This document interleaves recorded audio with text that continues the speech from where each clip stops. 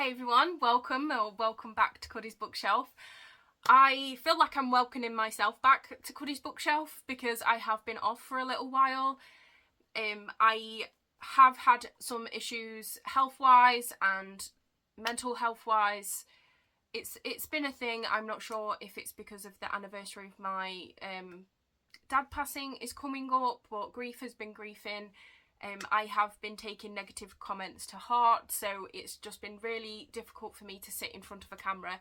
But enough of negativity. I want to keep my channel nice and bright, and I didn't want to lie to you and sit in front of a camera and try and fake a smile when I'm not feeling it, but I'm feeling a lot better now, and you're about to get very sick of seeing my face because it's coming to spooky season and I'll be vlogging. But I have now got my September reading wrap up. Because I haven't been filming, I managed to read quite a lot of books and I'm really excited to talk to you about some of them. So the first ones I'll talk about is One Dark Window and Two Twisted Crowns. I thoroughly enjoyed this duology.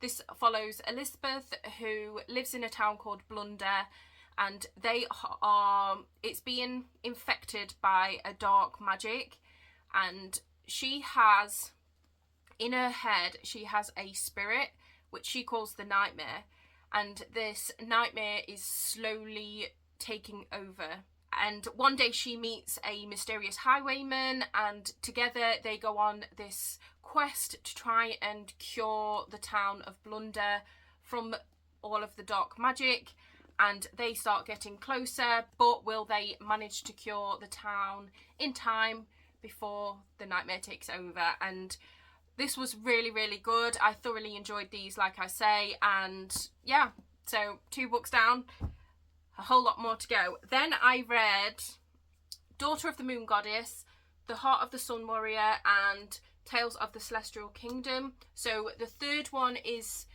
short stories that is set before, during, and after what happens in this duology. So yeah, I can't really say much about that one or this one, to be honest.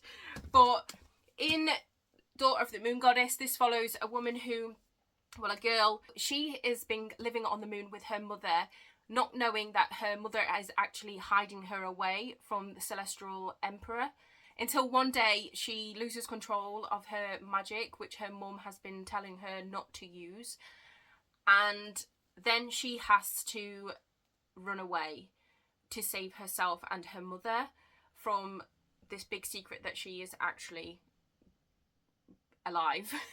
When she escapes, she goes to the Celestial Kingdom and just happens to get into a situation where she is training with the Emperor's son. They start getting closer. She joins the army and she goes on a quest. The quest which leads her to make a choice whether to lose all she loves or throw the empire into chaos. It's really, really good. I enjoyed the characters in this. I liked the training scenes. I loved the way that it comes across like she really doesn't know the way of people, that because she's only had her mother and her maid for company, she really doesn't understand that people can be horrible.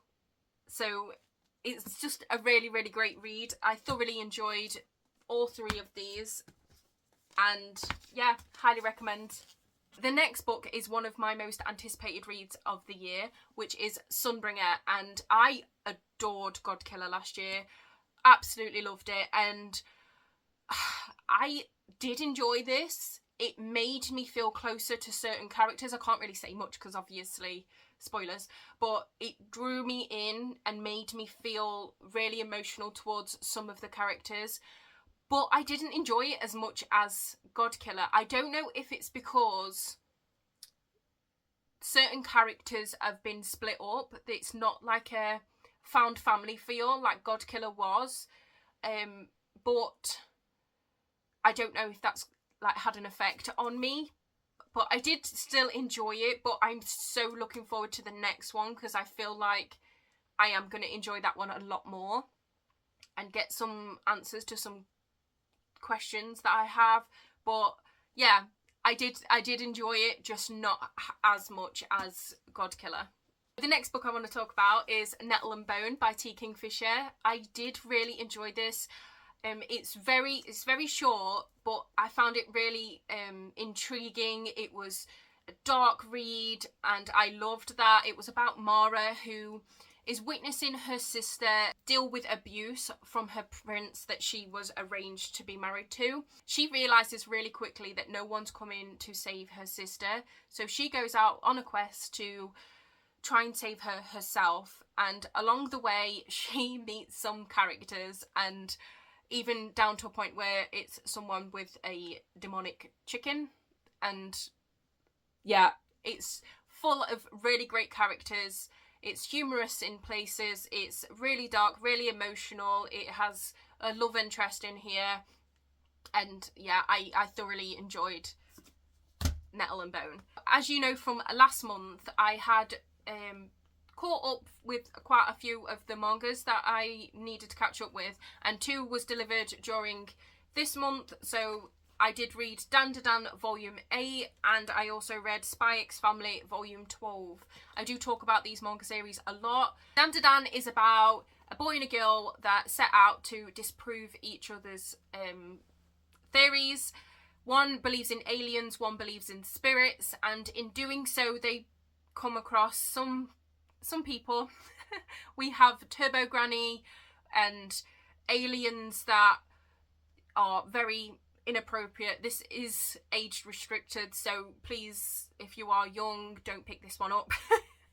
It is very weird, very wacky, but by the time I read the first, I was so intrigued to carry on, and now I am on Volume 8. I am still enjoying the series. With Spy X Family, this is one of my favourite manga series of all time.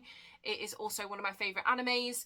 I thoroughly enjoy keeping up with this series. This follows Twilight, who is a secret spy, and he is on a mission that he needs to infiltrate this prestigious school. So he needs a daughter and a wife to do so. So he adopts a daughter called Anya.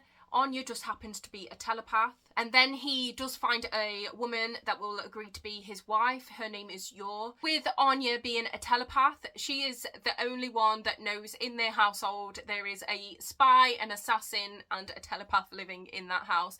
It's such a great dynamic, and to see the bonds forming between them, it's such a great series. I absolutely love it.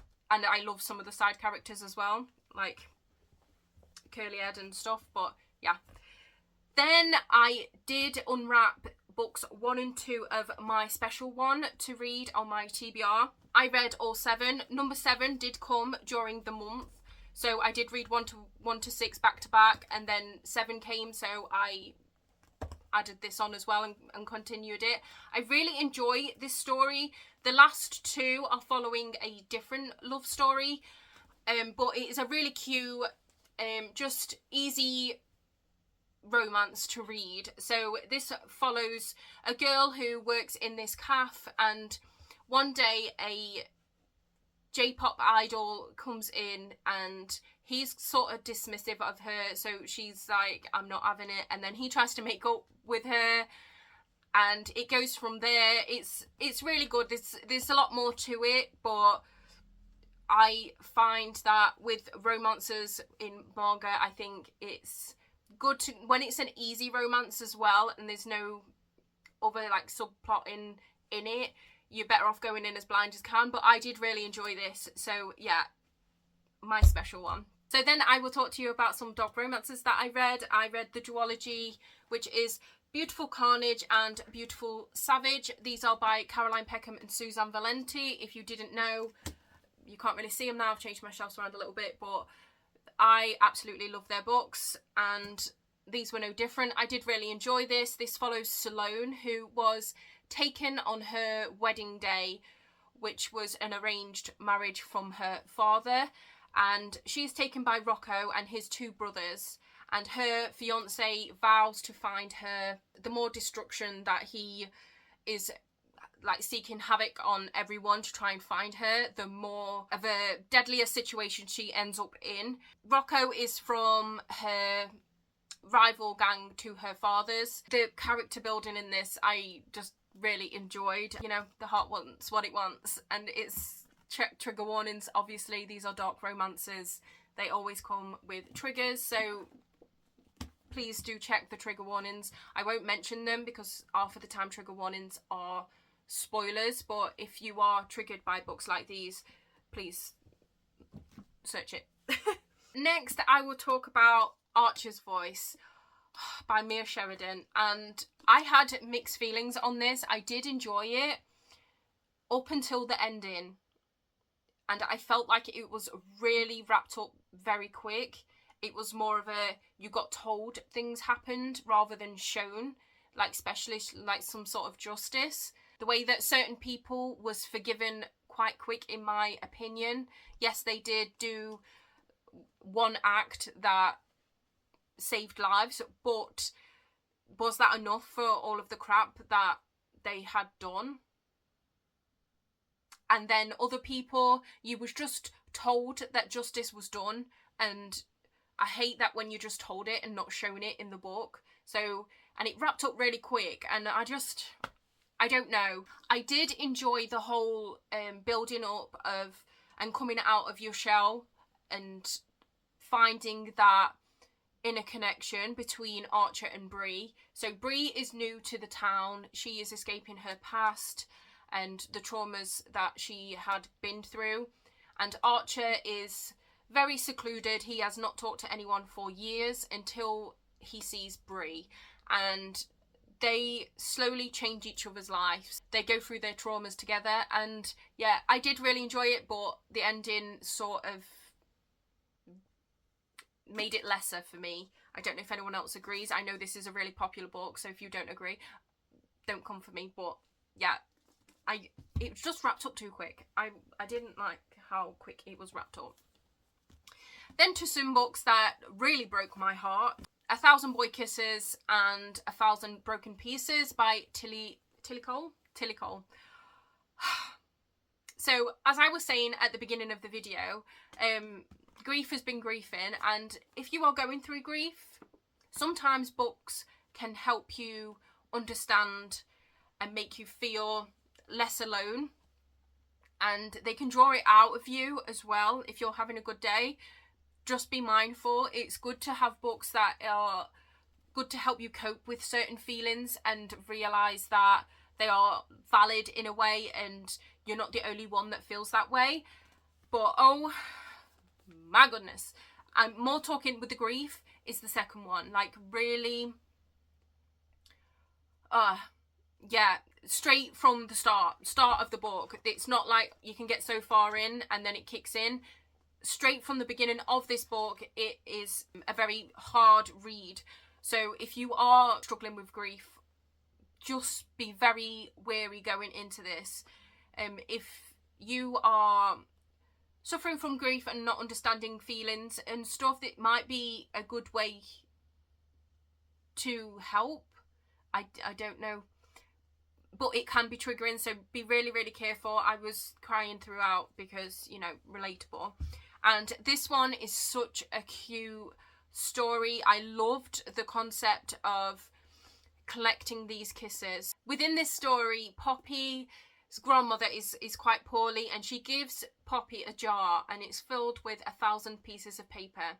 And she says to Poppy, every time you have a groundbreaking kiss in your life that will stay with you forever, write it down on a piece of paper. So she goes along her life knowing that she will fill this jar with 1,000 boy kisses. And I really don't want to spoil this for any of the story, but it follows Rune and Poppy, and they are friends from very young, and as they're getting older, their feelings start changing towards each other, and it follows them and this jar of kisses, and that's all I want to say. But it is so emotional.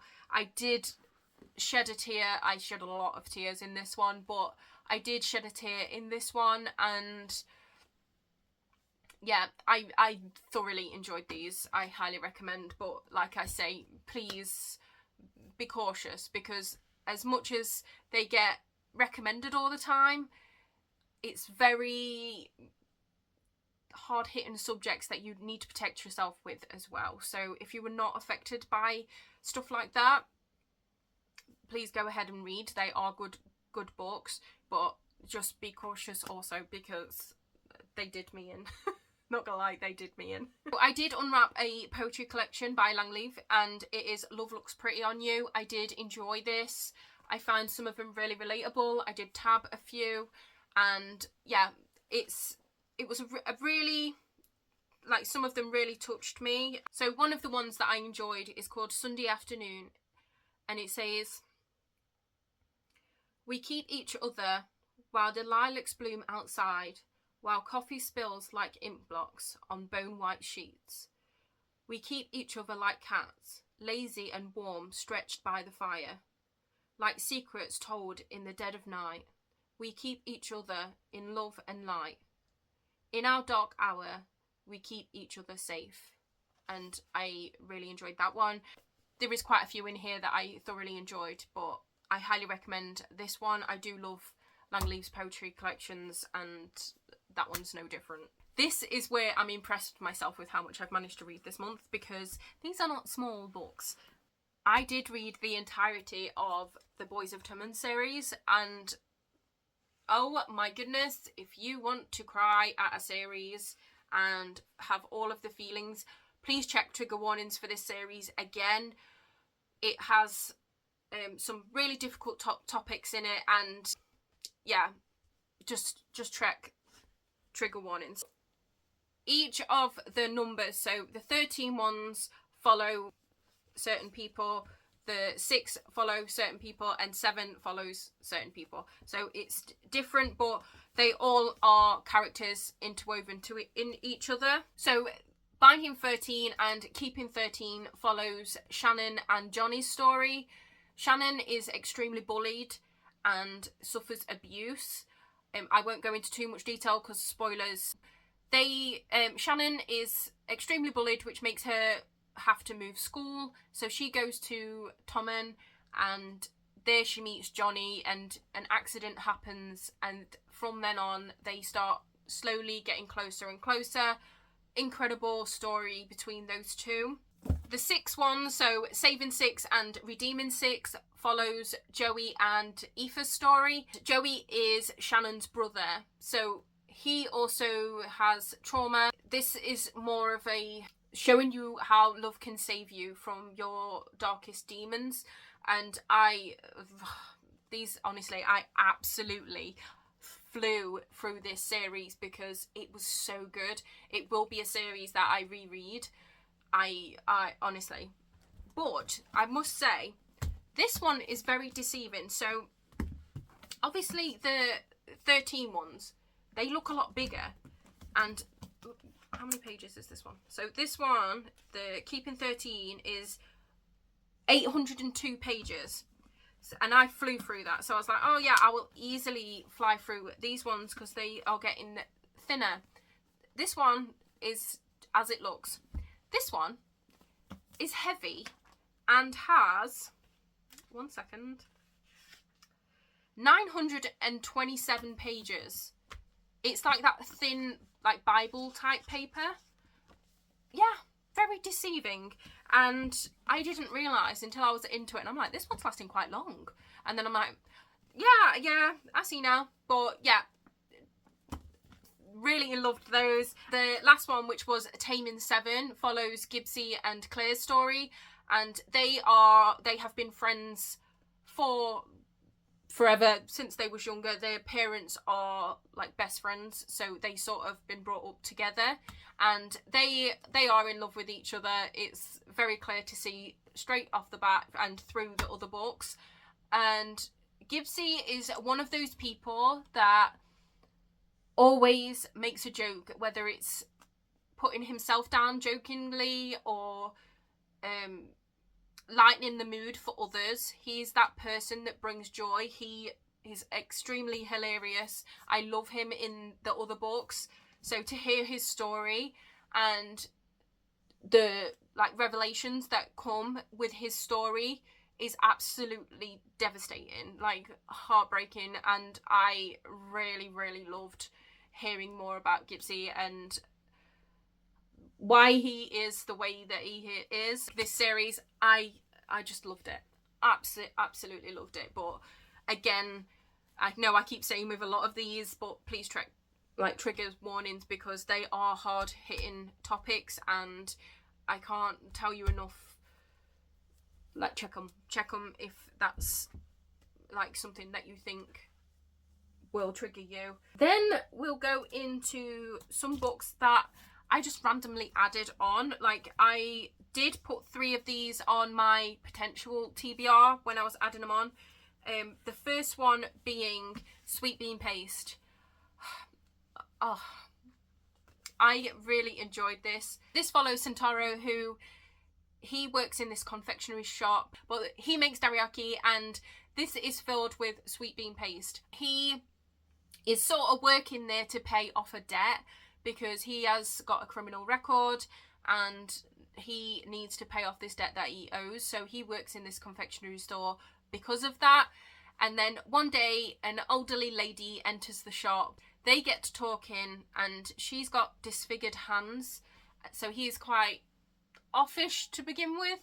And then she makes some sweet bean paste for him, and it is the best paste he has ever tasted. So they start to form an unlikely friendship, and then he finds out the past to the elder lady's reasoning for her secretiveness, shyness, the reason her hands are disformed, and it becomes a really heartbreaking, heartwarming story. And I just really, really loved this translated fiction. I highly recommend Sweet Bean Paste. I could not get enough.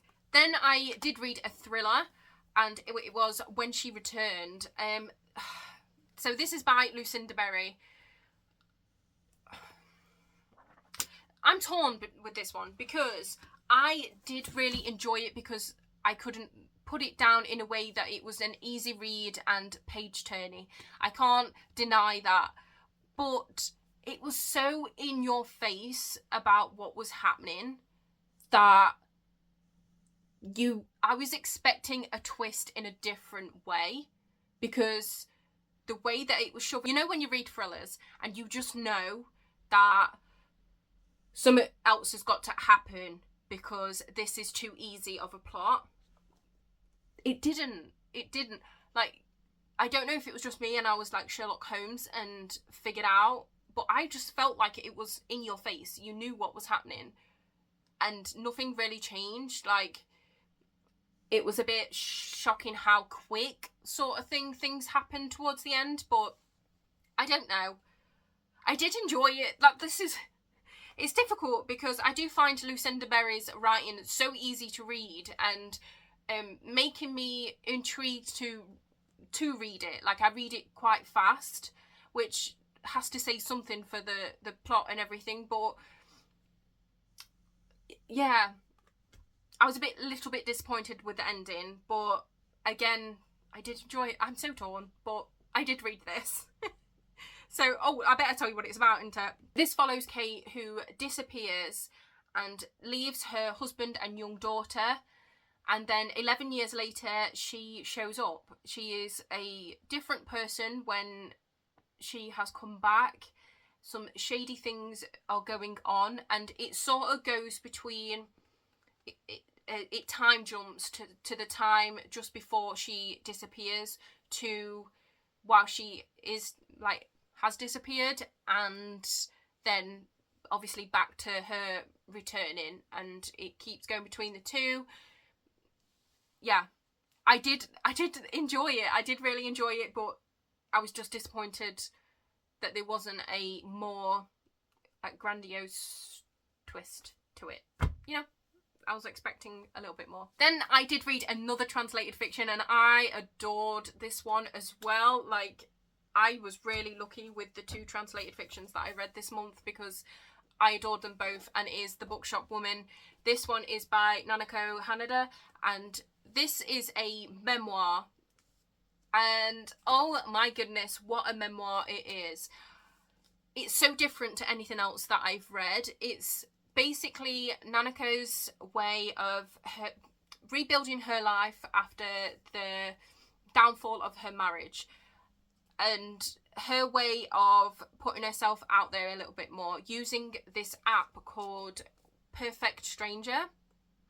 And it's an app where you can form relationships with people on it, but you can also explore your passions on it. You meet up with people for a certain amount of time.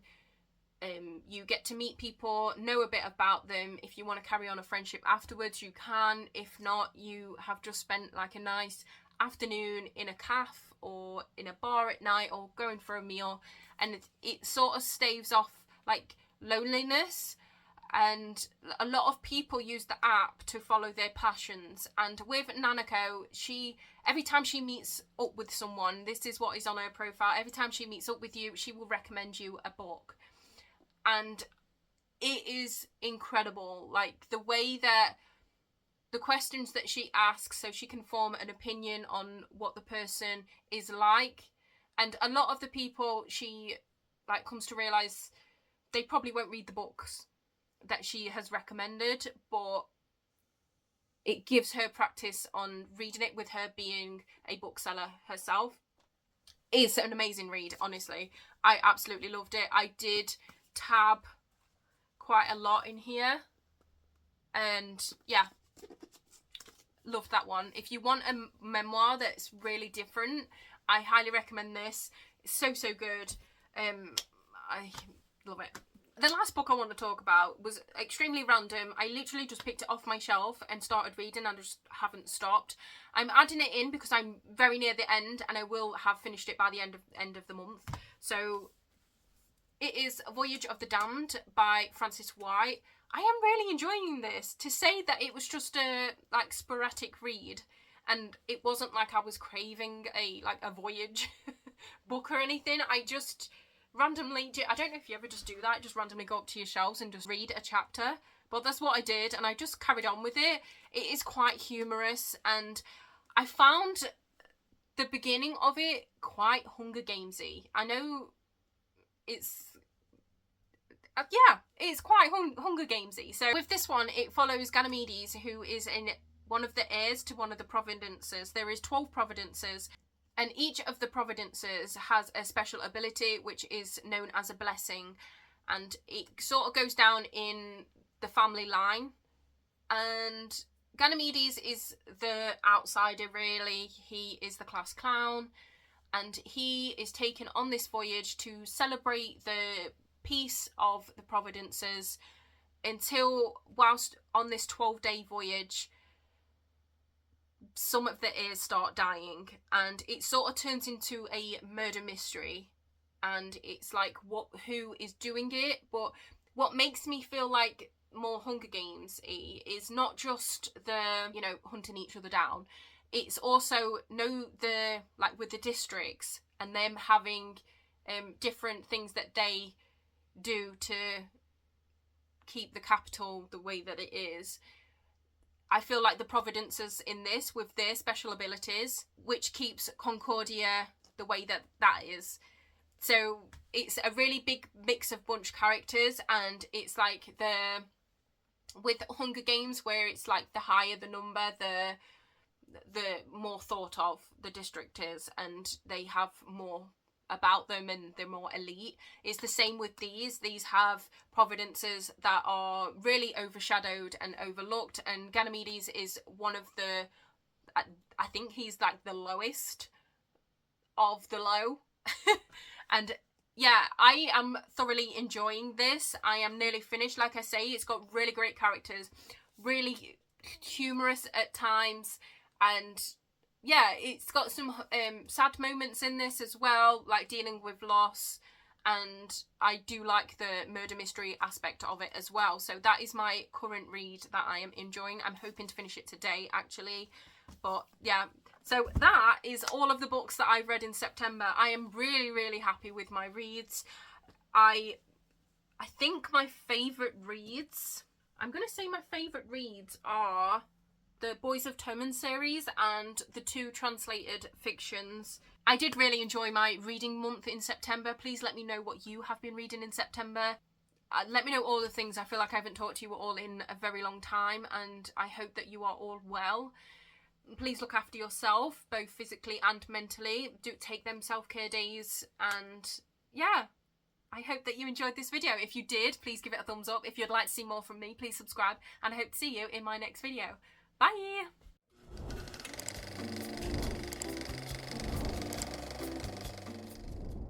Hey everyone, welcome back.